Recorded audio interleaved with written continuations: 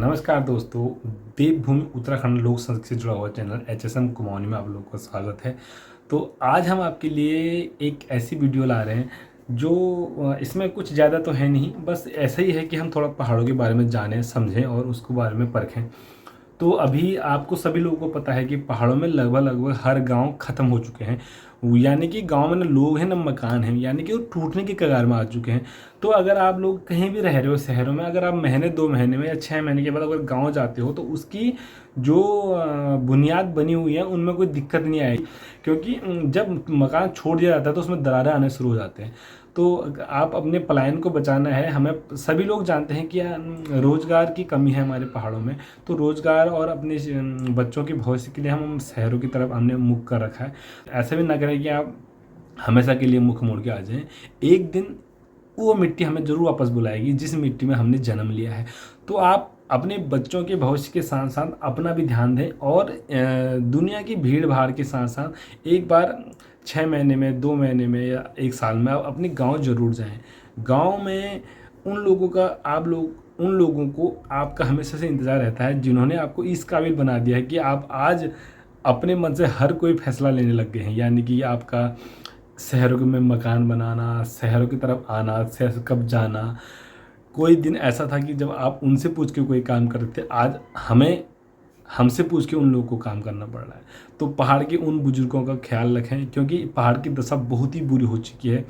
हम किसी भी सोशल मीडिया की तरह पहाड़ को बचाने की कोशिश करते हैं पर उस पर अमल नहीं करते हैं।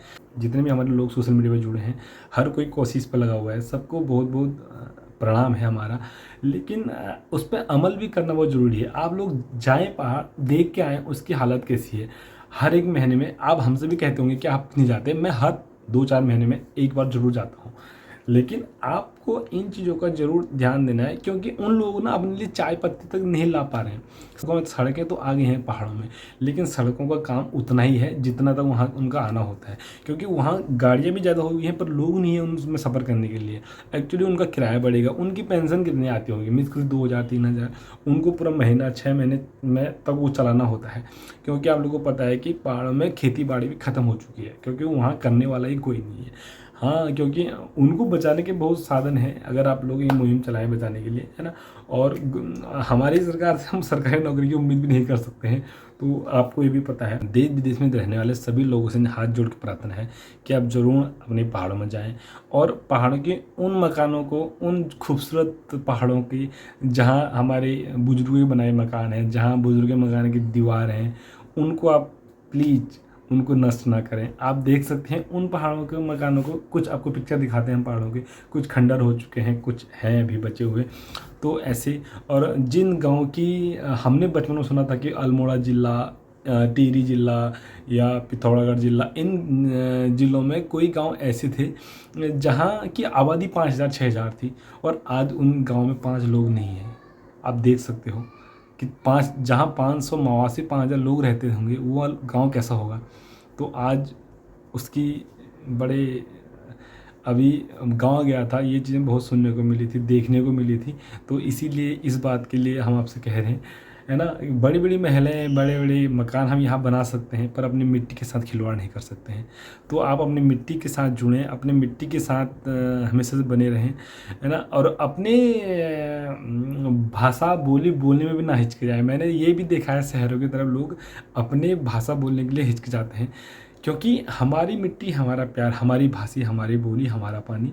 और तो अगर हम उसी के लिए अगर हमने हिचकिचाने लग गए तो वो हमारी लाइफ की सबसे बुरा समय होगा। तो दोस्तों, जहाँ भी आपको पहाड़ी मिले उससे बोलें, बातचीत करें, उसके साथ व्यवहार बनाए रखें, चाहे वो कहीं का भी पहाड़ी हो। और हम पूरे देशवासी एक हैं, किसी के साथ हमारा कोई गलत मकसद नहीं है बोलने का। हमारा सिर्फ इतना मकसद है कि सारे जो जहाँ के हैं पूरे ऑल इंडिया में, तो आप अपने पहाड़ों के, अपने गांव की, आपके पैतृक गांव जहाँ भी हैं वहाँ ज़रूर जाएं। तो ये सिर्फ उत्तराखंड के लिए नहीं था, उत्तराखंड के लोगों के लिए इसलिए है क्योंकि उत्तराखंड के लोग हकीकत में बहुत ही ज़्यादा पलायन कर चुके हैं। पलायन रुक तो नहीं सकता है, सभी जानते हैं। पलायन एक ही बात पर रुक सकता है, जब गवर्नमेंट कुछ करे। गवर्नमेंट को इतना आदेश दे देना चाहिए हमारे हिसाब से, आप अपने राय देना कमेंट करके, कि शहरों की तरफ आना अच्छी बात है, कोई बुरी बात नहीं है एजुकेशन की। गांव की एजुकेशन बहुत ही अच्छी हो चुकी है। जब गवर्नमेंट वहाँ स्कूल में अच्छा एजुकेशन देगी तो ऑटोमेटिकली वहाँ की शिक्षा में बढ़ाव होगा। अब आपको पता ही है कि हमारी एलटी की भर्ती 1 साल से ऐसी ही रुकी हुई है। तो अब जब स्कूल में टीचर ही नहीं होंगे तो आप जान सकते हो कि बहुत ही दिक्कत आ जाएगी। सरकार को अगर प्लान रोकना है उत्तराखंड का, तो उत्तराखंड के जितने भी लोग शहरों की तरफ गए हैं उनकी जो कमाने वाला है, जो रोज़गार कर रहा है, उसको वहाँ रहने की अनुमति दिया जाए। और वहाँ जितने भी वहाँ अनेक लोग रह रहे हैं उनसे उनको ये आदेश दिया जाए कि आप अपने बच्चों को गाँव भेजें, वहाँ उनको एजुकेशन दें।